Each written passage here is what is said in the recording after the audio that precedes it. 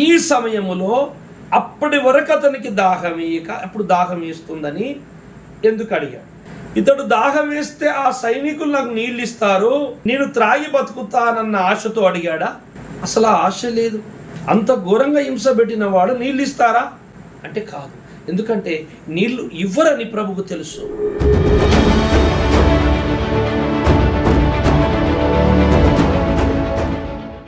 Praise Lord. మన ప్రభు అయిన క్రీస్తు నామమున మీకు సమాధానం కలుగును గాక. సత్యదేవ మినిస్ట్రీ ఛానల్లో ప్రసారం అవుతున్న విశ్వ విజ్ఞాన వేద పాఠాలనే కార్యక్రమాన్ని చూస్తున్నటువంటి క్రీస్తునందు దాసులకు, సహోదరి సోదరులకు, క్రీస్తునందు పిల్లలందరికీ మా నిండు మనసుతో స్వాగతము, ఘన స్వాగతం పలుకుతున్నాం. ఈరోజు లేఖన కాంతిలో మనం ప్రయాణం సాగిద్దాం. నేటి మన ధ్యానము కొరకు యోహాను సువార్త 19వ అధ్యాయము 28వ వచనాన్ని మనం ఒకసారి చదువుకుందాం. అటు తరువాత సమస్తమును అప్పటికి సమాప్తమైనదని యేసు ఎరిగి లేఖనము నెరవేరునట్లు నేను తప్పికొనుచున్నానెను. చాలు, చిన్న మాట ప్రార్థన చేసుకుందాం. పరిశుద్ధుడవైన మా పరలోకపు తండ్రి, సర్వశక్తివంతుడా, సర్వాధికారి, నీకు స్తోత్రము. మా మెదస్సుకు, మా ఆలోచనకు అందనంత గొప్ప దేవుడవు, అగోచరుడవు, పరత్పరుడవు, అయా పూజ్యుడవు, ఆరాధ్యుడవు నా తండ్రి, నిత్యముండు దేవుడవు. నీవు తప్ప నా తండ్రి మరో దైవము లేదు. నీవే సర్వమును సృజించిన దైవం కనుక ఈ సత్యము మాకు అర్థమైనట్టు మా దేశ ప్రజలందరికీ కూడా అర్థమవుటకు సహాయం చేయండి. ఇదిగో ఈ భూమి మీద తండ్రి పాపులను రక్షించుటకు మీరు అవతరించి మా కొరకు మీరు పడ్డ పాటలు, ఆ శ్రమలు నా తండ్రి అందరికీ అర్థమవులాగున ఈ కార్యక్రమాన్ని ప్రభు అందరి దృష్టికి తీసుకెళ్ళండి, సహాయం చేయండి. వింటున్న నా సోదరులకు అందరినీ దీవించి ఆశీర్వదించి ఈ పాఠాలు ఫలింప చేయమని, అందరికీ కనువిప్పు దయచేయమని, ఆయాసకరమైనవి మాకు తెలియని ఉన్నట్లయితే వాటిని లేఖన కాంతితో తుడిసివేసి మమ్మల్ని సరిచేయమని మా ప్రభు రక్షకుడనే యేసు నామములో ప్రార్థించి వేడుకుంటున్నాను తండ్రి, ఆమేన్. చదవబడిన లేఖన భాగంలోని సత్యాన్ని మనం కొద్దిసేపు ధ్యానం చేద్దాం. మనం గత కొన్ని వారాల నుండి సిలువ దగ్గర దృష్టి పెట్టి సిలువ మీదనే మనము కొన్ని పాఠాలు చెప్పుకుంటూ వస్తున్నాం. సిలువ చోటనే మనం ప్రభు మాట్లాడిన మాటలు, మనము దాని మర్మం ఏంటో చాలా విషయాలు చెప్పుకున్నాం. ఈరోజు కూడా మరి కొద్దిగా ఆ సిలువ దగ్గర ఏం జరిగిందో, మరి దేవుని అనంత జ్ఞానం ఏంటో, ఆ పలుకులలోని, ఆ మాటలలోని సత్యం ఏంటో మనం ఒకసారి మనము ధ్యానం చేద్దాం. యేసు ప్రభుల వారు సిలువ మీదకి ఎక్కిన తర్వాత ఆయన తన ప్రాణము సొమ్మసిల్లిపోతున్న సమయంలో చివరి దశలో నేను దప్పికొనుచున్నాను, నాకు దాహం వేస్తుంది అని అంటున్నాడు. అక్కడున్న సైనికులు అందరూ వినేటట్టుగా ఆయన దప్పికొనుచున్నాను అంటూ లేఖనం నెరవేరినట్లు అలా పలికెను అని రాయబడింది. అక్కడ దప్పి అంటే దాహం వేసడం. అసలు ఈయన శిలువ మీద ఎక్కే ముందు ఎంతో శ్రమలు ఎదుర్కొన్నాడు. శిలువ మీద 7 మాటలని పలుకుతాము కానీ 7 కాదు, అనేకమైన అనంత జ్ఞానం ఉంది అక్కడ.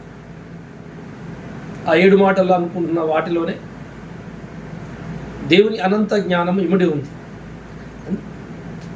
కీర్తన గ్రంథం 22వ అధ్యాయము 14వ వచనం నుంచి మనం ఒకసారి చదివిన కీర్తన గ్రంథం 22వ అధ్యాయంలో మరి శిలువ మీద ప్రభు ఏమేమో పలకబోతున్నాడు, ఆయనకి ఏమేమో సంభవించబోతుందో అదంతా దావీదు మరి ప్రవశించాడు, భవిష్యత్తుని ప్రవశించాడు పరిశుద్ధాత్మ సహాయంతో. ఆ 22వ కీర్తన 14వ వచనాన్ని చదువుకుందాం ఒకసారి. నేను నీళ్ల వలె పారబోయబడి ఉన్నాను. ఇదంతా యేసు ప్రభుల వారు మాట్లాడుతున్న మాటలు. శిలువ మీద ఆ మాటలన్నీ దావీదు ముందుగా ప్రవచిస్తున్నాడు. నేను నీళ్ల వలె పారబోయబడి ఉన్నాను, నా ఎముకలన్నీ స్థానము తప్పి ఉన్నవి, నా హృదయము నా అంతరంగమందు మైనము వలె కరిగి ఉన్నది, నా బలము ఎండిపోయి చిల్ల పెంకు వలె ఆయను, నా నాలుకన దౌడను అంటుకొని ఉన్నది. అలా అన్ని సిలువ మీది మాటలే. ఎందుకు చదివించానంటే ఆయన బలం ఏమైందటమ్మా, నా బలము ఎండిపోయి చిల్ల పెంకు వలె ఆయను, ఆయన హృదయము మైనము వలె కరిగిపోచున్నది. యేసు ప్రభు హృదయం అంటే ఆశ లేదు, ఏమాత్రం ఆశ లేదు, బ్రతుకుతానన్న ఆశ లేదు. ఆయన బలము మొత్తము ఎండిపోతుంది, బలం అనేది శరీరంలో లేదు, ఎందుకంటే రక్తమే లేదు కదా. యేసుప్రభు రక్తం అంతా అయిపోయింది శరీరంలో. ఎముకలు స్థానము తప్పిపోచున్నాయి, నాలుక దవడకంటుకొనుచున్నది, దాహం వేస్తున్నది, శరీరములో రక్తము లేదు, నీరు లేదు. చనిపోయే స్థితిలో, చివరి దశలో కళ్ళు కనపడతలేదు, బయలుగా అమ్మినవి. దాహం దాహం అంటున్నాడు. జాగ్రత్తగా మీకు ఒక విషయాన్ని చెప్పడానికి, ఇది తెలియని క్రైస్తవులు ఎవరు లేరు. అందరు చెప్పింది ఆ శిలువ మీద దాహం ఏంటండి మీరు మాకు చెప్తున్నారని మీరు అనుకోవద్దు. నేనేం చెబుతానో కొంచెం ముందుగా మా ఊరికి అర్థం కాదు. నా వీడియోలు ఎవరైనా చూసేవాళ్ళు దయచేసి ముందు 4 మాటలు వింటే మాకు తెలుసులే అనుకొని కట్ చేస్తే చాలా నష్టపోతారు. అందరికీ మనకి ఇంతకుముందు తెలిసినవి బోధించినవే కానీ నేను ప్రతిదాన్ని ఒక ప్రత్యేకమైన దశలో దేవుడు నన్ను తీసుకెళ్తాడు. చివరి వరకు వింటే దాని యొక్క నిజరూపము మీకు తెలుస్తుంది. కొంచెం ఓపికతో ఈ వాక్యం వినాలి, వీడియో చూడాలి. చాలా జాగ్రత్తగా ఆలోచించినట్లయితే నేను ఒక చిన్న విషయాన్ని జ్ఞాపకం చేస్తానికి చెయ్యాలని మీతో పంచుకోవాలని ప్రభు చేత ప్రేరేపింపబడి నేను మాట్లాడుచున్నాను. యేసు ప్రభుల వారు శిలువ మీద దాహము, నాకు దాహం వేస్తుంది, నాకు దాహం వేస్తుందని ఎందుకన్నాడు అంటే అక్కడ ఉన్న వాళ్ళు కొన్ని నీళ్లు తెచ్చేయాలని. వెంటనే సైనికుడు వెళ్ళి ఒక చిరక అంటే ఒక స్పాంజు లాంటిది తీసుకెళ్ళి నీళ్ళలో ముంచి తీసుకొచ్చి పెట్ల మద్యము లాంటి ఒక చేదు రసాయం ఏదో వాళ్ళు తాగేదో ఏమో అది తీసుకొచ్చి నోటి దగ్గర పెడితే ఆయన ఏం తాగుతాడు దాన్ని? అసలు ఆయన దాహం అన్నది వీళ్ళు నీళ్ళు ఇస్తారు నేను తాగుతానని అంటాడా? ఇది నేను మీతో పంచుకోబోతున్న విషయం. యేసు ప్రభుని సిలువకేసిన వాళ్ళు అతి ఘోరమైన క్రూరమైనటువంటి వ్యక్తులు, రోమా చట్ట సైనికులు. యేసు ప్రభుని సిలువపైకి ఎక్కించే ముందు స్నేహితులారా ఆయనని అతి విపరీతంగా భయంకరంగా హింసించారు. సిలువ ఆ గొల్గొతా కొండకు రాకముందే ప్రభుని చాలా కొరడాల కంటే ముందు ఉమ్మి వేయుట, ముళ్ళ కిరీటం పెట్టుట, అపహాసించుట, పిడిగుద్దులు గుద్దుట. ముళ్ళ కిరీటం పెడితే ఆ ముళ్ళు గుచ్చుకొని నెత్తికి సలసల రక్తము కారింది. నువ్వు రాజువా, యూదులకు రాజువా అని ఎక్కిరిస్తుంటే ఆయన మనస్సు చాలా బాధ చెందింది. అయినా పల్లెత్తి మాట అనలేదు, ముఖం మీద ఉంచినా ఏమీ అనలేదు. బలిపశు ఇష్టం వచ్చినట్టు చేసుకుంటున్నారు. ఆయన ఒక పశువు, బలి పశువు లాగా ఉన్నాడు. బలి పశువులు నయ్యం, బలికి తీసుకొచ్చిన పశువుని ఏమనంటే అది ఊరుకోదు, అటు ఇటు ఎగురుద్ది, అది కూడా చేయలేను. మౌనిగా ఉన్నాడు. పిడిగుద్దులు గుద్దారు, అపహాసము చేశారు. ఏమండి, ఒక్కటి తక్కువ 40 అంటే 39 కొరడా దెబ్బలు కొట్టారండి. రోమా సైనికుల దగ్గర కొరడాలు, ఒక్కొక్క కొరడాకు 5, 4, 6 ఒక లేయర్స్ ఉంటాయి. మనము ఎద్దులను కొట్టుటకు రైతులు ఎద్దు తోలుతో తీసిన ఆర్లు అంటారు వాటిని. అవి ములికట్ట అంటారు, కోలకట్ట. దానికి ఉంటే అన్నమాట ఎద్దుని కొడతారు కచ్చరం మీద నడిపించినప్పుడు. దానికి ఒక చిన్న ముళ్ళు ఉంటుంది, గుచ్చుతారు దాన్ని, అది ఎద్దు ముందుకు వెళ్ళాలని. అలాగనే వారి కొరడాలకు లెదర్ ఆర్స్ ఉంటాయి కొనకి, అంటే చివరిలో ఇనుప బ్లేడ్ లాంటి కొక్కెములు, సన్నయి బ్లేడ్ లాంటివి వాటికి వాటికి పెట్టబడి ఉంటాయి అన్నమాట, అమర్చబడి ఉంటాయి. ఒక 6 ఉన్నాయి అనుకుందాం, 6-7 ఉన్నాయి అనుకుందాం. ఒక కొరడాకి 6-7 కూరలు. అది కొరడా ఒక్కసారి ఇట్లా ఈపు మీద ఇసురుతే సైనికుడు 6-7 బ్లేడ్స్ లాగున్న ఆ కొక్కెములు వెళ్ళి ఆ సన్నటి కొక్కెములు ఆ శరీరములు అట్లా దిగుతాయి. అప్పుడు ఇలా ఇలా వేసి ఇలా ఇగ్గితే అలా సన్నటి బ్లేడ్లతో చీరినట్టు సారలు పడతాయి వీపు మీద. అలాంటివి 39 దెబ్బలు. అంటే శరీరం అంతా చీరినట్టుగా రక్తం పడుతుంది, సన్నటి ధార. ఒక్కొక్క దెబ్బ కొట్టినప్పట్ల నర శరీరము కలిగిన యేసయ్య దేవుడు కాదు, దేవత్వము కాదు, అది టోటలీ నరుడు, పరిపూర్ణ నరుడు యేసయ్య. దైవత్వము ఒకవేళ అతను లోపల పెట్టుకొని గిట్లా ప్రవర్తిస్తే ఒక్క దెబ్బ కొట్టలేడు. అందుకనే మనలాగే మనకు ఒక దెబ్బ కొడితే ఎంత బాధ కలుగుతుందో ఆయనకి ఒక్కొక్క దెబ్బ అలా అలా మెలికలు తిరిగిపోయాడు, విలవిలగొట్టుకున్నాడు. కానీ ఒక్క మాట అనలే. ఎందుకు తెలుసా? నేను ఈ యాగము చేయడం ద్వారా, నేను ఓర్చుకోవడం ద్వారా ఈ సృష్టికి, ఈ విశ్వానికి, ఈ మనుషులకు ఒక మార్గము దొరుకుతుంది. ఈ చీకటి అంధకార రాశక్తులకు నాశనము కలుగుతుంది. వారి బారిన పడ్డ బిడ్డలందరినీ విడిపించచ్చు నేను అని ఆ నీతిమంతుడు ఓర్చుకుంటున్నాడు. భయంకరమైన దెబ్బలు, అన్ని దెబ్బలు కొట్టిండు. ఆయన ఈడ్చుకొని తీసుకొచ్చి గోల్కొతా మరి అనబడే అక్కడ మరి ఆ సిలువకేసే స్థలంకు తీసుకొచ్చిన తర్వాత ఆ సిలువ కర్ర, సిలువ ఇంత ఇలుపు ఉంటుంది, కర్ర ఇంత లావు ఉంటుంది. అలాంటి సిలువ ఒకటి తయారు చేశారు, అది కింద పండబెట్టారు. ఫస్ట్ ఈ వ్యక్తిని, యేసు ప్రభుల వారిని ఆయన సొక్క విక్కన్ని తీసేసి, ఒక్కొక్క సైనికుడు చాలా దేహదారుఢ్యం కలిగినటువంటి బలవంతులు, బలసూరుడు. యేసు ప్రభుల వారు బక్కచిక్కి ఉన్నాడు. ప్రభుల వారి కండలు బిడ్డలు ఏం లేవు. ఆయనను ఎలా లేపిరంటే ఎలుక పిల్లలు లేపినట్టు అటొక చేయి పట్టుకున్నాడు, ఇటొక చేయి పట్టుకున్నారు, ఆడో కాలు పట్టుకున్నాడు రెండు. ఇలా లేపి ఆ శిలువ మీద అలా గుట్టేస్తే ఇంత పిండి ముద్దని బండ మీద కొట్టినట్టు యేసు ప్రభుని లేపి ఆ శిలువకేసి ఇట్లా కొట్టి ఇట్లా ఇసిరాలి. అట్లా కొట్టంగానే అని మొత్తుకున్నాడు యేసయ్య. యేసయ్యకు బక్కగానే ఉన్నాడు, వీళ్ళేమో చాలా బలంగా ఉన్నారు. యేసుప్రభుకు అన్నం ఎక్కడదండి? పగలంతా సువార్త చేస్తే ఎవరో ఒకరింట్లో మరి పొట్టి జక్కయ్యలాగా, మార్త మరియలాగా ఆ రోజు వాళ్ళు ఏమన్నా మాంసము కూరని అండితే శిష్యులు యేసయ్య వారు తినేవారు. మళ్ళీ ఏ 2 రోజులకు దొరికేది అలాంటి భోజనం, ఏ 3 రోజులకు వారానికి దొరికేది. మధ్యలో ఎండి రొట్టెలు, ఆ ఉన్నాయి కానుక పైసలు.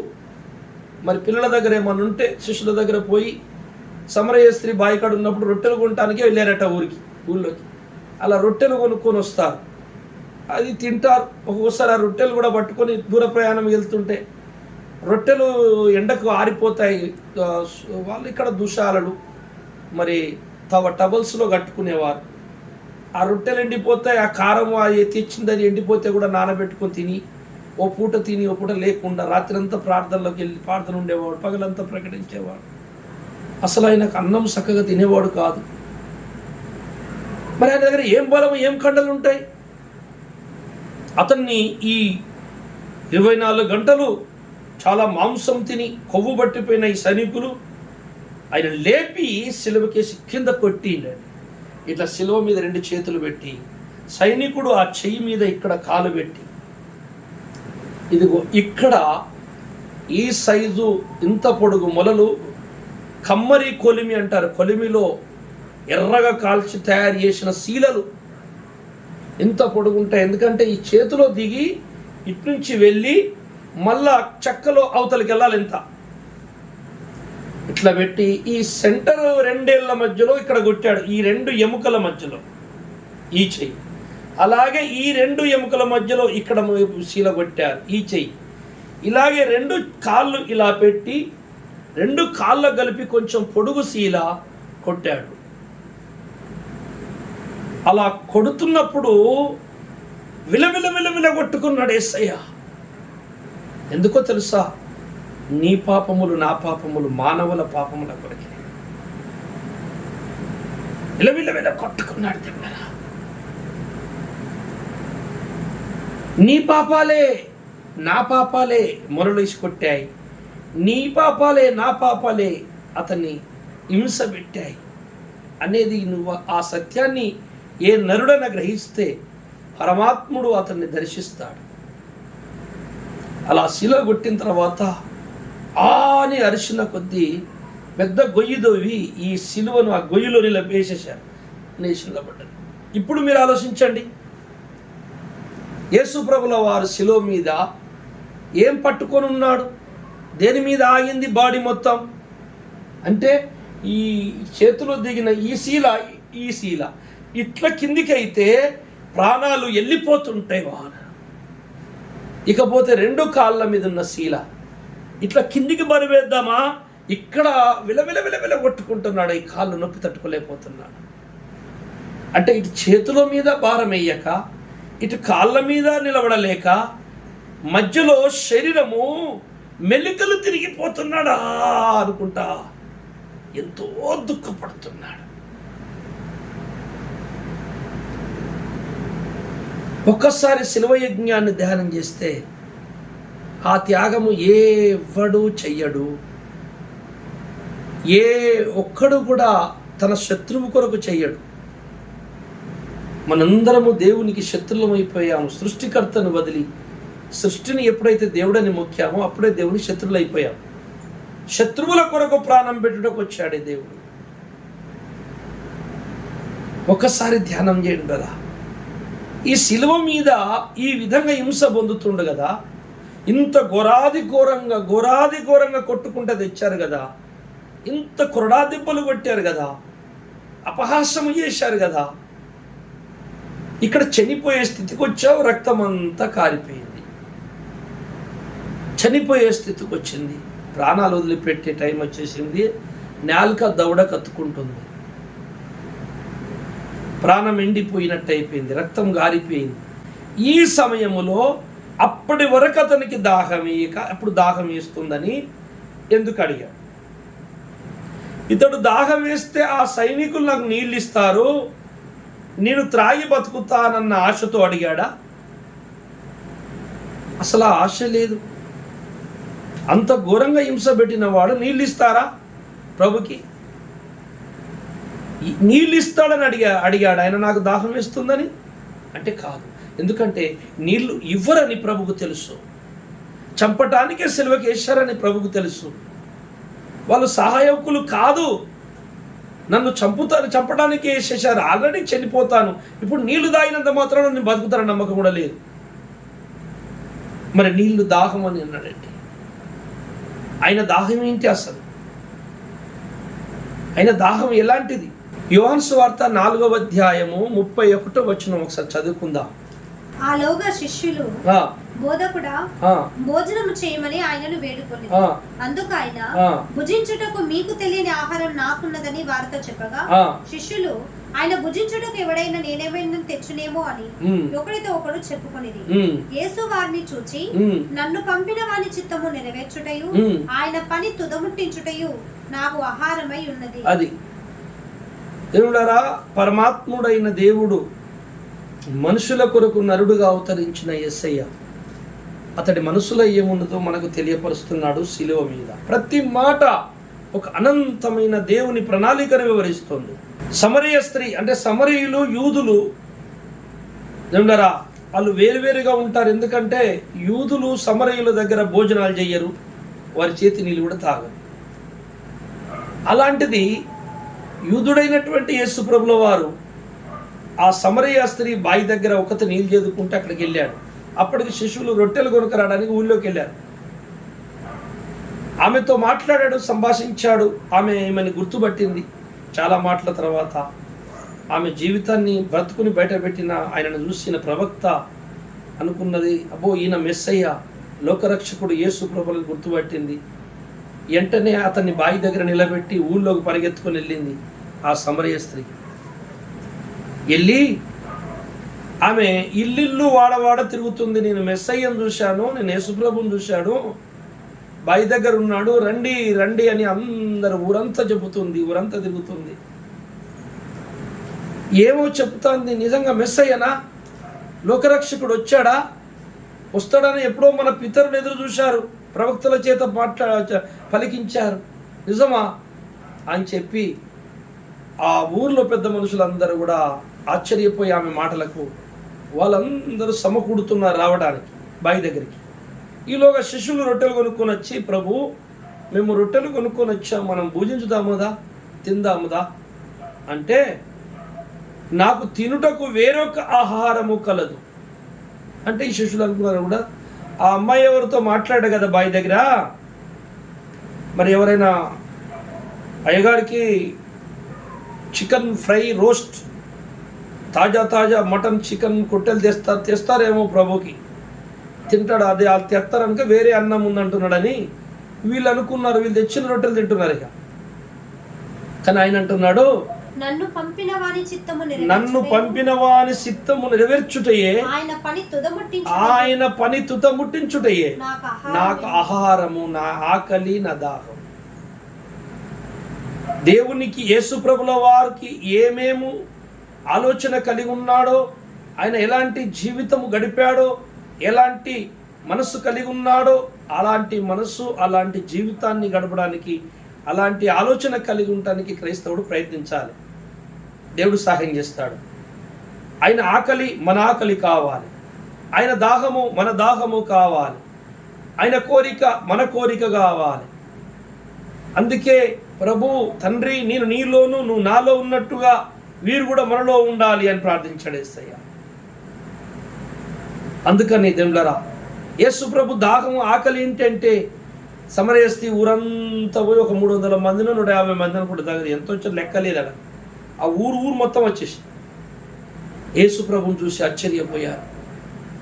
ఆహా, ఎన్ని కాలాలకే మేము వస్తాడని విన్నాము, కానీ మేము మా అదృష్టం కళ్ళతో చూసాం యేసు ప్రభునని. ఆయనను పట్టుకొని ఊళ్ళోకి వెళ్ళి అక్కడ కొన్ని రోజులు ఉన్నాడు, అందరికీ సువార్త చేశాడు, సత్యం ప్రకటించాడు, చాలామంది ఆయన నమ్మారు, విశ్వాసించారు. ఎవడారా, అప్పుడు ఆయన ఆకలి తీరింది, అప్పుడు యేసుప్రభుల వారి దాహం తీరింది. శిలువ మీద ఉండి దాహం అన్నది ఈ భౌతికమైన నీళ్లు దాగి బ్రతుకుదామని కాదు, ఒక సందేశం ఇస్తున్నాడు. దాహము అంటే నా ఆకలి, నా ఆవేదన, నా ఆకలి, నా దాహము ఆత్మల రక్షణ అని అన్నప్పుడు, అప్పుడు వెంటనే పక్కన 2 దొంగలు సిలువకేయబడినారు. లూకాసు వార్త 23:39 ఒకసారి చదువుదాం. వేలాడవేయబడిన ఆ నేరస్తులలో ఒకడు ఆయనను దూషించుచు, నీవు క్రీస్తువైతే నిన్ను నీవు రక్షించుకొనుము, మమ్మను కూడా రక్షించమని చెప్పెను. అయితే రెండవ వాడు వారిని గద్దించి, నీవు అదే శిక్షా విధిలో ఉన్నావు గనక దేవునికి భయపడవా? మనకైతే ఇది న్యాయమే, మనము చేసిన వాటికి తగిన ఫలము పొందుచున్నాము గాని ఈయన ఏ తప్పిదమును చేయలేదని చెప్పి ఆయనను చూచి, యేసు ప్రభువా, నీవు నీ రాజ్యములోనికి వచ్చినప్పుడు నన్ను జ్ఞాపకము చేసుకొనుమనెను. అందుకు ఆయన వానితో, నేడు నీవు నాతో కూడా పరదేశంలో ఉందువని నిశ్చయముగా నీతో చెప్పుచున్నాను. 2 దొంగలు దుండరా, ఇక్కడ చూడండి. మొదట 2 దొంగలు, ఇక్కడ మనం చదువుకున్న చోటేమో ఒక దొంగ ఏమో యేసుప్రభుని గుర్తుపట్టి నీ రాజ్యం వచ్చినప్పుడు నన్ను జ్ఞాపకం చేసుకొని అడుగుతూ పక్కకున్న దొంగని గద్దిస్తున్నట్టుగా, లేక యేసుప్రభుల వారు న్యాయవంతుడు, నీతివంతుడు అయిన దేవుడు, దైవకుమారుడు అని ప్రకటిస్తున్నట్టుగా కనపడుతుంది. వాస్తవానికి వీళ్ళిద్దరూ యేసుప్రభుని దూషించిన వాళ్ళే. మత్తాయి సువార్త 22:42 27 అధ్యాయము 42 వచనం చదవండి ఒకసారి. వీడు ఇతరులను రక్షించెను, తన్ను తాను రక్షించుకొనలేడు. ఇజ్రాయేలు రాజు గదా, ఇప్పుడు సిల్వ మీద నుండి దిగిన ఎడల వాని నమ్ముదుము. వాడు దేవుని యందు విశ్వాసం ఉంచెను, నేను దేవుని కుమారుడనని చెప్పెను గనుక ఆయనకి ఇష్టడైతే ఆయన ఇప్పుడు వారిని తప్పించునని చెప్పిరి. ఆయనతో కూడా సిల్వ వేయబడిన బందిపోటు దొంగలను అలాగే ఆయనను నిందించారు. అది ఆయనతో పాటు సిలువ వేయబడ్డ బందిపోటు దొంగలును, దొంగ కాదు దొంగలు అంటే ఇద్దరు, అలాగునే ఆయనను దూషించారు. అంటే ఫస్ట్ 2 యేసు ప్రభుని దూషించారు. కొంత సమయానికి ఆయనకు కన్నువిప్పు జరిగింది సిలువ మీద. అతడు బాగా ఆలోచించాడు, ఇతడు సచ్చిన లాజరుని లేపిండు, పుట్టి గుడ్డలో కళ్ళు ఇచ్చిండు, ఇంత గొప్ప శక్తి కలిగిన వాడు ఇన్ని దెబ్బలు కొడుతుండగా ఇంత ఈడ్చుకొని వస్తుండగా, సిలువకేసి చంపుతుండగా సైలెంట్గా ఎందుకుంటున్నాడు? ఏదో మర్మం ఉన్నది అని ఆలోచించాడు. అతడి ఆలోచనకు తగ్గ ప్రవక్తల ప్రవచనాలు గుర్తొచ్చాయి. ఖచ్చితంగా మెస్సయ్య వచ్చినప్పుడు తన రాజ్యంతో మరొకసారి ఈ లోకంలోకి వస్తాడు. అయితే ఇతడు చనిపోయి తిరిగి లేచి మళ్ళీ నూతనమైనటువంటి రాజ్యంతో వస్తాడో ఏమో, ఇతడే క్రీస్తు అని. ఇతడి ఇంత సైలెంట్గా ఉన్నాడంటే ఖచ్చితంగా ఏదో మర్మం ఉన్నది, అతడై ఉండాలి అని చెప్పి నమ్మాడు, గుర్తుపట్టాడు. గుర్తుపట్టిన తర్వాత రెండో వానికి కనువిప్పు జరిగి పక్క వానికి, ఈయన నీతిమంతుడు, నీవు నేను పాపులము కానీ ఇతడు నీతిమంతుడు అని సువార్త చేశాడు. శిలువ మీదనే ప్రకటించిన తర్వాత ప్రభుని అంటున్నాడు, ప్రభు నీ రాజ్యముతో వచ్చినప్పుడు నన్ను జ్ఞాపకము చేసుకో. అంటే ఆయన రాజ్యముతో ఈ భూమి మీదకి వచ్చి తన రాజ్యము చేస్తాడు కనుక ఆ రాజ్యంలో నేను ఉండాలి. తండ్రి నన్ను కాపాడు, నన్ను ఈ శిలువ మీదకి వెళ్ళి దింపి కాపాడమని అడగట్లేదు ఆయన. ఈ శిలువ మీద నేను చనిపోతాను, మీరు కూడా చనిపోతారు, కానీ మీ రాజ్యంతో వస్తారు మీరు బతుకు. కానీ నీ రాజ్యంలో నాకు స్థలం దొరకాలంటే నేను ఇప్పుడే వేడుకుంటున్నాను తండ్రి, నాకు సహాయం చేయమంటే అప్పుడు యేసు ప్రభుల వారు నోరిప్పి నేడు నువ్వు నాతో పరదేశులో ఉంటావు. స్నేహితులారా, పరదేశు నేడు అంటే ఈరోజే. నేను రాజ్యముతో వచ్చేటప్పుడు నేను జ్ఞాపకం చేసుకోవడం కాదురా బాబు, నువ్వు నాతోటే పరదేశకు వచ్చేస్తావు ఇప్పుడే, ఇదే రోజు. ఇంకా కొద్దిసేపట్లో మన ఇద్దరం చనిపోతాం, శరీరాలు ఇక్కడే వదిలేస్తాం, కానీ నాతో పాటు నువ్వు పరదేశకు వస్తావు. పరదేశం ఎక్కడున్నది అప్పుడు మీకు తెలుసు. యేసు ప్రభుల వారు రాకముందు పరదేశం ఎక్కడున్నదంటే పాతాళ లోకములో ఉన్నది. పాతాళ లోకము అనేది ఒక లోకము. ఆ లోకములో అనేక ప్రదేశాలు, అనేక మరి కర్మగారాలు, అనేకమైనటువంటి సెక్షన్స్ ఉన్నాయి. మన భూలోకము అన్నాము. భూలోకములో భారతదేశం ఉన్నది, లండన్ ఉన్నది, అమెరికా ఉన్నది, రష్యా ఉన్నది, ఇంకెన్నెన్నో దేశాలు, 200 దేశాలు ఉన్నాయి. ఏ దేశ ప్రత్యేకత ఆ దేశందే, ఏ దేశ భాష ఆ దేశందే. కనుక ఇన్ని దేశాలు ఉన్నట్టు ఒక లోకంలో పాతాళ లోకంలో కూడా అనేక దేశాలు లాగా మరి సెక్షన్స్ ఉన్నాయి. అందులో పరదేశం అనేది ఒక సెక్షన్, అందులో శిక్షాస్థలం అనేది ఒక సెక్షన్, ఆత్మల కర్మగారం అనేది ఒక సెక్షన్. అలాగా ఎన్నో ఉన్నాయి పాతాళములు. పాతాళమునకు పరదేశం ఎప్పుడు వేరైంది? యేసు ప్రభు పాతాళముకి వెళ్ళి బయటకు వచ్చిన తర్వాత. ఎఫెసీ పత్రిక 4:8 ఒకసారి చదవండి. అందుచేత ఆయన ఆరోహణమైనప్పుడు చెరను చెరగా పట్టుకొని పోయి మనుషులకు ఈవులను అనుగ్రహించనని చెప్పబడి ఉన్నది. ఆరోహణం ఆయనగా ఆయన మొదట భూమి యొక్క కింది భాగములకు దిగననియు అర్థమిచ్చుచున్నది కదా. దిగిన వాడు తానే సమస్తమును నింపునట్లు ఆకాశ మండలములన్నిటికంటే మరి పైకి ఆరోహణమైన వాడునై ఉన్నాడు. రైట్. యేసు ప్రభుల వారు శిలువ మీద ప్రాణాలు వదలంగానే పాతాళ లోకములోకి వెళ్ళాడు. పరదేశం అక్కడ ఉంది. అప్పుడు పరదేశంలో ఉన్నటువంటి నీతిమంతుల ఆత్మలు అబ్రాహాము, ఇస్సాకు, యాకోబు, దావీదు, సొలొమోను అందరూ ఉన్నారు అక్కడ. నోవాహు, ఆదాము, అందరు ఆత్మలు అక్కడే ఉన్నాయి. వాళ్ళ శరీరాలేమో భూమి మీద మట్టిలో కలిసిపోయాయి. ఆత్మలు మాత్రము వారు మాత్రం అక్కడ ఉన్నారు. యేసు ప్రభుల వారు పాతాళానికి వెళితే ఆయనను పాతాళము బంధించలేకపోయెను. పాతాళ శక్తులు యేసయ్యను బంధించాలి అంటే అక్కడికి వెళ్ళిన వాళ్ళందరినీ బంధిస్తాయి, కానీ యేసు ప్రభువును బంధించలేకపోయాడు. ఎందుకంటే అతన్ని ముట్టుకునేటువంటి శక్తి వారికి లేవు. ఆయన నీతిమంతుడు ఆత్మ. అక్కడ ఉన్నటువంటి మెస్సయ్య కొరకు ఎదురు చూసి రక్తప్రోక్షణ ఆచరించినటువంటి నీతిమంతుల ఆత్మలందరికీ నేనే మేము ఎదురు చూసిన మెస్సయ్య అని చెప్పాడు. దానికి దొంగ కూడా సాక్ష్యం ఇచ్చి ఉంటాడు. అప్పుడు వారి కనులు తెరవబడి ఎంతో ఆనందించారు. సంతోషించిన తర్వాత ఆ నీతిమంతుల ఆత్మ అనే పరదేశుని అలాగే పట్టుకొని ఆకాశ మండలములకు పైన అంటే 3వ ఆకాశంలో పెట్టారండి. 2 కొరింథీ 12వ అధ్యాయం 1వ వచనంలో ఈ పరదేశు 1, 2, 3 అంటే 3వ ఆకాశము పైన ఉన్నట్టు మనం చూస్తాం. చదువు. అతిశయపడుట నాకు తగదు గాని అతిశయపడవలసి వచ్చినది. ప్రభువు దర్శనములను గూర్చియు ప్రత్యక్షతలను గూర్చియు చెప్పుదును. క్రీస్తునందున ఒక మనుషుని నేను ఎరుగుదును. అతడు 14 సంవత్సరముల క్రిందట 3వ ఆకాశమునకు కొనిపోబడెను. అతడు శరీరముతో కొనిపోబడనో నేను ఎరుగను, శరీరము లేక కొనిపోబడెనో నేను ఎరుగను, అది దేవునికే తెలియను. అట్టి మనుషుని నేను ఎరుగుదును.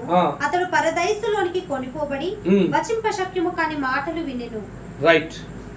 ఈయన దర్శనములో ఈ పౌలు ఎక్కడికి వెళ్ళాడట? 3వ ఆకాశం. అక్కడ ఏందట?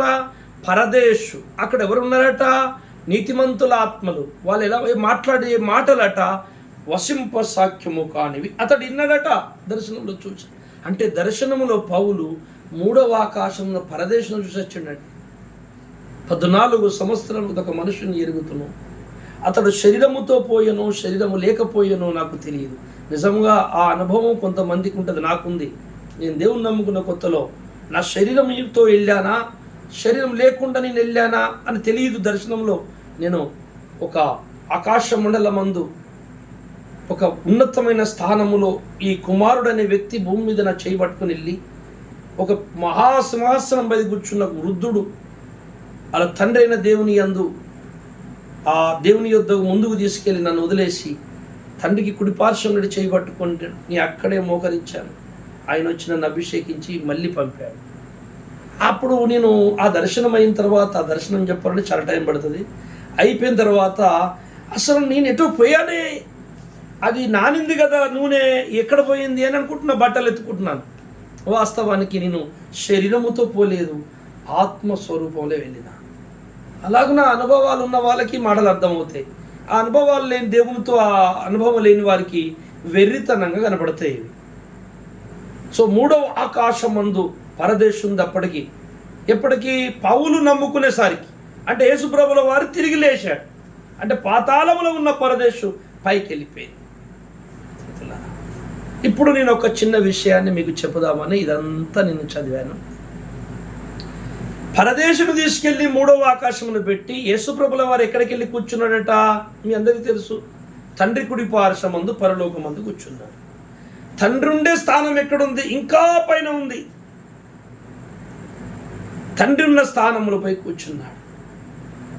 తండ్రి కుడి పార్శ్వమందు ఆసీనుడై ఉన్నాడు. నీ శత్రువులను నీ పాదపీఠము వరకు చేసే వరకు నా కుడి పార్శ్వమందు నువ్వు కూర్చో నా కుమారుడా. ఇవన్నీ లేఖనాలు మీకు తెలుసు. పరదేశుని అంటే నీతిమంతుల ఆత్మలు. నీతిమంతుల ఆత్మలు తీసుకెళ్ళి తండ్రి దగ్గరికి తీసుకెళ్తే అయిపోయేది కదా. దాన్ని ఎక్కడో 3వ ఆకాశం కూడా ఒక కంపార్ట్మెంట్ లాగా అక్కడ పెట్టేసి, ఒక ఏదైనా తోటలో ఏర్పరిచి అక్కడ పెట్టేసి, ఆ తోటలో మీరు ఆడుకుంటూ ఉండండి, టైం పాస్ చేయండి, మీరు ప్రార్థించుకుంటూ ఉండండి, అప్పుడప్పుడు వచ్చి మిమ్మల్ని మందలిస్తా నా బిడ్డలారా అని చెప్పి అక్కడ పెట్టి ఈయన పోయి తండ్రి అయిన దేవుని కుడి పార్శ్వం మంది కూర్చొని మన కొరకు విజ్ఞాపన చేస్తుండట. భూమి మీద ఉన్న వారి కొరకు రక్షణ పోగొట్టుకోవద్దు, అన్ని శ్రమలు నాలాగే వాళ్ళు గెలవాలి తండ్రి, వాళ్ళకి శక్తిని ప్రసాదించు అని. వీళ్ళేమో ప్రభు మాకు హెలికాప్టర్లు ఇవ్వండి, కార్లు ఇవ్వండి, బిల్డింగ్లు ఇవ్వండి, మాకు అనేకమైన సుఖాలు ఇవ్వండి, స్వరాలు ఇవ్వండి, పలుకుబడి ఇవ్వండి, ధనం ఇవ్వండి అని ఇక్కడ క్రైస్తవులు ప్రార్థిస్తున్నాడు. ప్రభు ఏమని విజ్ఞాపన చేస్తున్నాడు తండ్రితో? తండ్రి వీళ్ళకు పరీక్షలు, తన్నులు, దెబ్బలు మరి ఎదురైనప్పుడు, కష్టాలు, రోగాలు, శ్రమలు ఎదురైనప్పుడు యోబులాగా, కురుపుల లాజర్ లాగా వీళ్ళ విశ్వాసం పోగొట్టుకోకుండా నిలబడటానికి, యుద్ధంలో గెలవడానికి సాయం చేయి తండ్రి అని ఆయన అడుగుతున్నాడు. చూడండి ఎంత చిత్రము.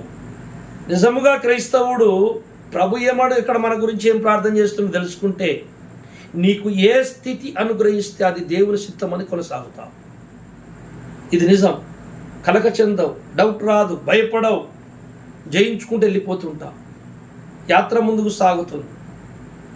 పరదేశును తీసుకెళ్ళి పక్కన పెట్టి తండ్రి కుడి పార్శ్వం మంది కూర్చున్నాడు. ప్రభువు పరదేశంలో ఉన్నటువంటి నీతిమంతుల ఆత్మ ప్రాణములు ఉన్నాయి. శరీరము భూమి మీద మట్టిలో కలిసిపోయింది. ఎందుకంటే మొట్టమొదట దేవుడు ఆదామును చేసినప్పుడు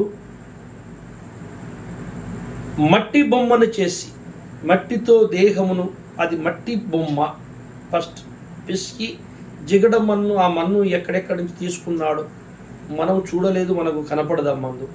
ఆ మన్ను చాలా లోపల నుంచి కూడా తీసిన మన్ను కూడా అయి ఉండాలి, జిగడం మన్ను.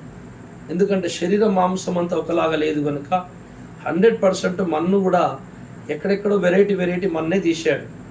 మొత్తానికైతే శరీరమును అట్లా చేసి తన మనోప్రపంచంలో ఆ శరీరములో ఎలా ఉండాలని దేవుడు దర్శనము తన మనోప్రపంచంలో చూసుకున్నాడో, ఆ నరాలు, ఆ తల, ఆ ఎముకలు, ఆ పేగులు, ఆ జీర్ణాశయము, ఆ లివరు, కిడ్నీలు అంతా ప్రాణము లోపలికి వెళ్ళిన తర్వాత రక్తద్రవము ఎలా ప్రసవించాలి, ఎలా జరగాలి, అది ఎలా జీవించాలి, ఆ శరీరం ఎలా పరిపాలింపబడాలి అన్ని దేవుడు ముందుగానే తన మైండ్లో మనోప్రపంచంలో రూపుదిద్ది సృష్టి చేశాడు. దాని తర్వాత భూమి మీద మట్టి పిసికి బొమ్మని అదే ప్రణాళిక ప్రకారంగా అలా అన్నాడంతే, అయిపోయింది. పొట్టి బొమ్మ అయిపోయింది. ఇప్పుడు ఆ మనిషి కావాలి. అయితే దేవుని లోపల ఉన్న వాయువు ఏం వాయువు అంటే జీవము ప్లస్ ఆత్మ, జీవాత్మ. నాసికరంధ్రములో దేవుడు జీవవాయువుగా, నరుడు జీవాత్మాయను. అంతకుముందు అతడు జీవాత్మ కాదు, ఓన్లీ దేహము, మట్టి శరీరం, బొమ్మ. అయితే చనిపోయిన తర్వాత మళ్ళీ మానవుడు మన్నైనది మట్టిలో కలిసింది, దేవుని నుండి వచ్చింది జీవాత్మ దేవుని యుద్ధకు చేరిందని మనం చదువుకుంటాము ప్రసంగి గ్రంథంలో. అదే దేవుని స్వాధీనంలోకి పరదేశకు వెళ్ళి, పరదేశంలో జీవాత్మను ఉన్నాయి కానీ శరీరం ఏడుంది? శరీరం భూమి మీద మట్టిలో కలిసిపోయింది. అయితే దేవుని యొద్దకు, తండ్రి యొద్దకు కుమారుడు ఈ జీవము ప్లస్ ఆత్మను, ఈ రెండు భాగాలు కలిగిన నరుని తీసుకెళ్ళలేడు. అలా తీసుకెళ్తే యజ్ఞం యొక్క ఫలితము లేదు, దేవుడు పంపినటువంటి పని పూర్తి కాలేదు, అసంపూర్ణమైపోతుంది. దేవుని ముందు మరి మనుషులు రెండుగా కనపడద్దు, దేవుడు సృజించిన త్రిత్వముగా కనపడాలి. కనుక ఒక భాగము మట్టిలో కలిసిపోయింది శరీరం, దాన్ని లేపకపోతే యేసుప్రభుల వారు చేసిన యజ్ఞానికి ఫలితం ఉండదు. అందుకే తండ్రి యొద్దకు తీసుకెళ్ళలే పరదేశాన్ని దాన్ని ఒక మూడవ ఆకాశమున ఒక పక్కకు పెట్టాడు. అయితే కుడిపార్శ్వమందు కూర్చొని సమయం పెట్టాడు. ఇప్పటికీ 2000 సంవత్సరాలు అయింది, సువార్త ప్రకటింపబడుతుంది. ఆయన ప్రణాళికలు ఉన్న వాళ్ళందరూ రక్షణ పొందుతారు. ఆయన రాకడ కూడా ఇప్పుడు సమీపించింది. యేసుప్రభుల వారు రాబోతున్నాడు. అన్నీ ఆయన చెప్పిన లేఖనాలన్నీ నెరవేరుతున్నాయి. అందుకని ఈ భూమి మీద మనుషులందరూ ఎంతమంది అయితే నీతిమంతులు చనిపోతారో వాళ్ళందరూ మట్టిలో కలిసి, శరీరాలు మట్టిలో కలుస్తాయి, ఆత్మలన్నీ పరదేశం వెళ్ళిపోతాయి ఇప్పటి వరకు. కానీ యేసు ప్రభు వచ్చిన తర్వాత ఆయన మధ్యాకాశము నుండి నరులని పిలిచిన తర్వాత నరులందరూ భూమి మీదకి వెళ్ళి మట్టి దేహాలన్నీ మహిమగా మారిపోతాయి, పరిశుద్ధులది. మరి మట్టిలో కలిసిపోయినటువంటి వారు, సమాధిలో బూడిదైన వారి సమాధుల్లో ఉన్నవారు కూడా తెరవబడతారు. పంచభూతములో మరి బూడిదైపోయిన వాళ్ళు కూడా, వారి దేహాలు కూడా సమకూర్చబడతాయి. దేవుడు ఒక మాట సెలవిస్తే ఎవరెవరి శరీరం ఎక్కడెక్కడ కలిసిపోయిందో ఆ మట్టి, ఆ ఉషిక, ఆ ధూళిలో కలిసిన శరీరము యొక్క కణాలన్నీ ఒక చోటుగా చదువుకుంటాయి. హెచ్కేల్ గ్రంథము మనము చాలాసార్లు చదువుకున్నాం.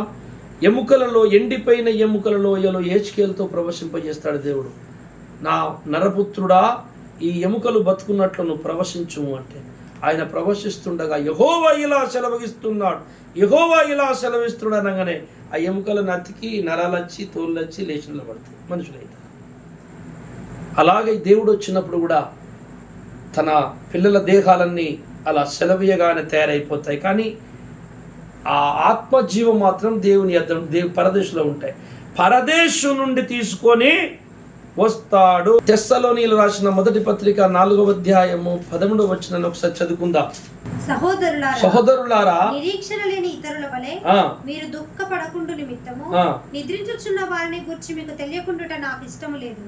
యేసు మృతి పొంది తిరిగి లేచినని మనము నమ్మిన ఎడల అదే ప్రకారము యేసునందు నిద్రించిన వారిని దేవుడు ఆయనతో కూడా వెంట పెట్టుకుని వచ్చును.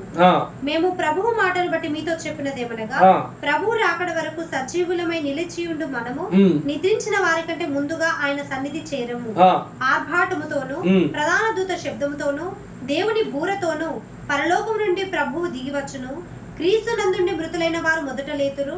ఆ మీదట సజీవులమై నిలిచియుండు మనము వారితో కూడా ఏకముగా ప్రభువును ఎదుర్కొనుటకు ఆకాశ మండలమునకు మేఘముల మీద కొనిపోబడుదుము. చాలు. ఇక్కడ 3 విషయాలను మనము స్పష్టంగా గుర్తుపట్టచ్చు. ఒకటి, పరదేశం 3వ ఆకాశం పైన ఉందని మీకు 2 కొరింథీలో మరి పౌలయ్య గారి ద్వారా మాట్లాడిన మాట చెప్పారు. యేసు ప్రభు ఇక్కడికి భూమి మీదకి వస్తున్నప్పుడు ఆయన భూమి మీదకి రాడు. ఫస్ట్ ఆయన వచ్చినప్పుడు భూమి మీదకి రాడు, మధ్యాకాశంలో ఉండి ఈ భూమి మీద ఉన్నటువంటి మృతులందరినీ లేపుతాడు, మాట సెలవేయగా లేస్తాడు. అయితే అప్పటి వరకు చనిపోయిన ఆత్మలు, నీతిమంతుల ఆత్మని వెంట పెట్టుకొని వస్తాడని రాయబడింది అక్కడ. యేసు నందుండి నిద్రించిన వారిని, అంటే యేసు నందుండి చనిపోయినటువంటి వ్యక్తులు ఎక్కడున్నారు? పరదేశంలో ఉన్నారు. వచ్చేటప్పుడు యేసు ప్రభుల వారు పరదేశంలో ఉన్న ఆత్మలన్నీ ఎంట పెట్టుకొని వస్తాడు. ఎక్కడికి వస్తాడు? మధ్య ఆకాశంలోకి వస్తాడు. వచ్చి భూమి మీద వారి శరీరాలు మట్ల కలిసిపోయినాయి. చాలామంది సమాధులు కూడా లేవు. సమాధులన్నీ తవ్వేసి బిల్డింగ్లు పిల్లలు పోసుకొని కట్టుకున్నారు. కొన్ని జలప్రలయము, కొన్ని నీళ్ళ తుఫాన్లకు ఎన్నో రకాలుగా సమాధులు, ఎముకలు ఏవి లేవు. కొంతమందిని కాల్చిపడేశారు, బూడిదైపోయారు దభక్తులు. మరి అవన్నీ ఎలా తయారవుతాయి? అవన్నీ ఎక్కడ పోలేదు, ఈ పంచభూతాలలోనే ఉన్నాయి, ఈ సృష్టిలోనే ఉన్నాయి. ప్రభు మధ్యాకాశంలోకి వచ్చి వారి వారి దేహాలను తయారవును గాక అనగానే భూమి మీద అన్నీ తయారైపోతాయి. అప్పుడు ఆయన వెంట పెట్టుకుని వచ్చిన ప్రాణాత్మలు ఎవరి దేహంలోనికి వారు దూరిపోతారు. వాళ్ళు లేచి నిలబడతారు. వారు నిలబడిన తర్వాతనే బ్రతికున్నటువంటి భక్తులు మార్పు చెందుతాము అన్నాడు. బ్రతికున్న మనము సజీవులం అంటే అప్పుడు బ్రతికున్నటువంటి విశ్వాసులు మార్పు చెందుతారు. అంటే ఉన్నటువంటి ఈ శరీరము మహిమగా మారిపోతుంది. మరి లేపబడిన సమాధుల్లోకి వెళ్ళి లేపబడిన శరీరాలు మహిమగా మారిపోతాయి. వాళ్ళు వీళ్ళు కలిసి మధ్యాకాశంలోకి వెళ్తాం, కానీ ప్రభు భూమి మీదకి రాడు. ఇది సత్యము తెలియక భూమి మీద ఉన్నటువంటి అబద్ధ క్రీస్తు, నేనే క్రీస్తునని వాడు చచ్చినోళ్ళని లేపుకుంటూ అద్భుతాలు చేస్తుంటే ఇతడే క్రీస్తని అతన్ని నమ్మి ముద్రేసుకొని చాలామంది క్రైస్తవులు అనబడే వాళ్ళు మోసపోతారు. ఏమిటరా, నా గొర్రెలు నా స్వరం విను, మొదటి నుండి సత్యబోధ వింటున్న వాళ్ళు మోసపోరు. దేవుడు వారిని కాపాడుతాడు. మధ్యాకాశంలోకి వెళ్ళిన తర్వాత అక్కడ ఒక విందు కార్యక్రమం ఉన్నది. ఆయన దగ్గర మనం అందరం విందు కార్యక్రమం అయిన తర్వాత ప్రభు అందరినీ ఆదరించి, నాకు అందరి కన్నీటి భాషను తుడిచి అందరి అనుభవాలను అక్కడ చెప్పుకొని ప్రభును పట్టుకొని సంతోషపడి ఆనందించిన తర్వాత ఆయన అందరినీ శరీరాలతో పట్టుకొని భూమి మీదకి వస్తాడు. అప్పుడు భూమి మీద ఏమరా ఆర్మోకిద్దిని యుద్ధం జరిగి మరి కొంత జనులు నష్టం జరిగి కొంతమందితో ఈ భూమి మీద యెరూషలేమును సెంటర్ చేసుకుని దావీదు సింహాసనం నిత్యముండులోనే లేఖనం నెరవేరినట్లు ఆయన సింహాసనం మీద కూర్చొని 1000 సంవత్సరాల పరిపాలన చేయబోతున్నాడు. మహిమగల్ల సంఘముతో, మహిమగా మారిన వ్యక్తులతో, సామంత రాజులుగా మనల్ని పెట్టుకొని ఆయన రారాజుగా కూర్చొని పరిపాలించబోతున్నాడు. అయితే ఇదంతా ఎప్పుడు జరుగుతుందయ్యా అంటే అతి త్వరలో జరగబోతుంది. మీరు ఈ యెరూషలేములో మరి ఇశ్రాయేలుకు మరి జరుగుతున్నటువంటి అరబు కంట్రీల వారికి మరి ఆ యుద్ధాలు మీరు చూస్తున్నారు. ఈ యుద్ధములో ఏం జరగబోతుందంటే చివరిగా తింటారా, 3వ ప్రపంచ యుద్ధం ఏది జరగదు. అదేం కాదు, 3వ ప్రపంచ యుద్ధం కాదు, ఏం కాదు. అంత ఇప్పటి నుంచో అంటున్నా, ఈ మాట వలిపలేదు. ఏది కాదు, ఒక్కటైతుంది. ఇప్పుడు యెహోవా దక్షిణ హస్తము ఇశ్రాయేలుకు తోడుంటుంది. అబ్రాహాము సంతానానికి సకల శత్రువులో దేశాలు, చుట్టుపక్కల దేశాలన్నీ అతి షార్ట్ పీరియడ్, కొద్ది రోజులకే ఇశ్రాయేలును చూసి గడగడ వణికి ఆయన కాళ్ళ మీద పడి మీ జోలికి రామురా నాయన నమస్కారం చేసి అని కగబోతారు. అలాంటి పరిస్థితి రాబోతుంది. ఆ తర్వాత మందిరం కట్టబడుతుంది, బలులు అర్పింపబడుతుంటాయి.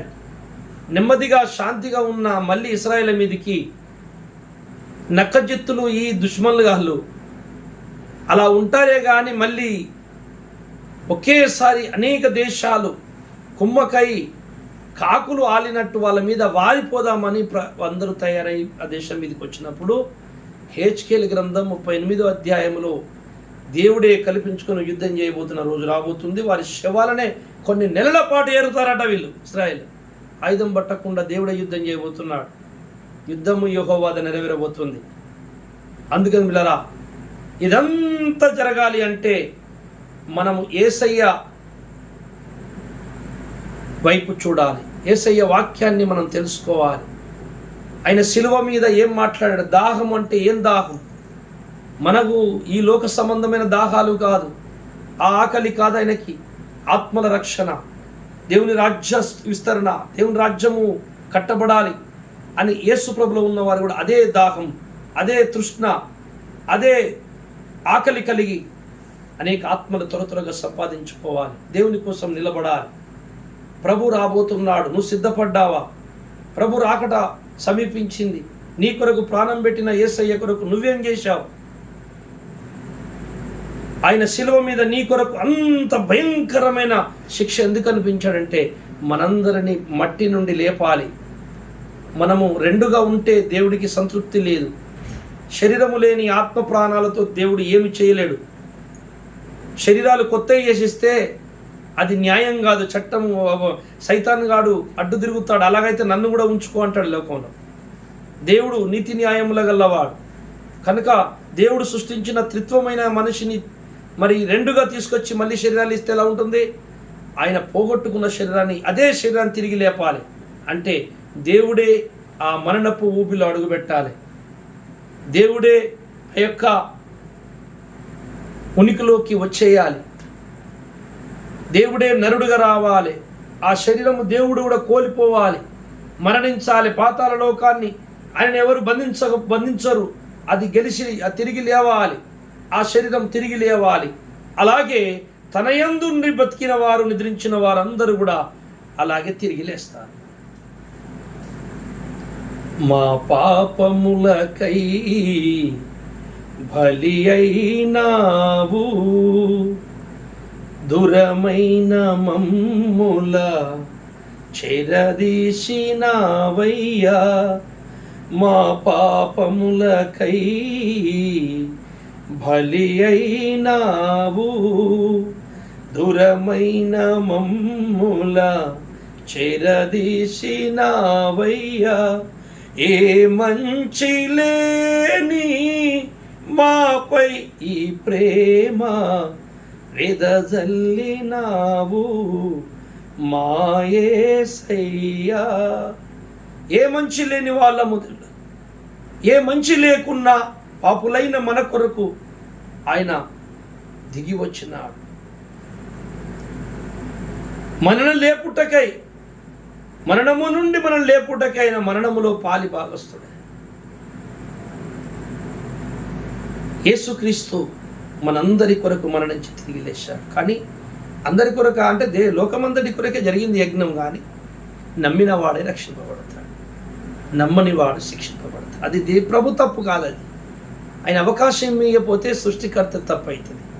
రేపు పొద్దున యేసుప్రభు వచ్చినప్పుడు నువ్వు గుండెలు గుద్దుకొని అయ్యో నాకు తెలియదు, అయ్యో నేను నమ్మలేకపోయాను, ఇప్పుడు నమ్ముతానంటే కుదిరేది కాదు. నువ్వు ఇప్పుడు నీ అహంకారముతో, గర్వముతో క్రీస్తుకు వ్యతిరేకంగా మాట్లాడుతున్నావు. ఎందుకండి? ఒక్క టైఫాయిడ్ జ్వరం వస్తే మంచం బట్టేటోనివి లేవని లేవవు. నీకు నువ్వు జ్వరం పోగొట్టుకోలేని వాడు, నీ చెయ్యి కాలు ఇరిగితే భూమి మీద విలవిల కొట్టుకునేవాడు. ఎందుకండి? ఎప్పుడు చనిపోతావో తెలియదు, ఏం జరుగుద్దో తెలియదు. ఈ కొద్దిపాటి జీవితం కొరకు అహంకారం అవసరమా? ఒకవేళ క్రీస్తే నిజ దేవుడై రేపు బైబిల్ చెప్పిన ప్రకారం ఆయనే సర్వమానవుల కొరకే వచ్చినట్లయితే అందరినీ చనిపోయిన అందరిని లేపుకొని తన ప్రజలందరినీ తన రాజ్యం తీసుకెళ్తుంటే నువ్వేం చేయగలవు? అప్పుడు నువ్వు అనుకునే దేవుడు ఎవరు లేకపోతే, ఎక్కడ కనబడకపోతే అప్పుడు ఏం చేయగలవు? గుండెలు బాదుకుంటే ఒకవేళ ప్రభు నిన్ను క్షమిస్తాడా అంటే అస్సలు కుదరదు. నువ్వు బ్రతికుండగా భూమి మీద ఈ వార్త వింటుండగానే మనసు మార్చుకో.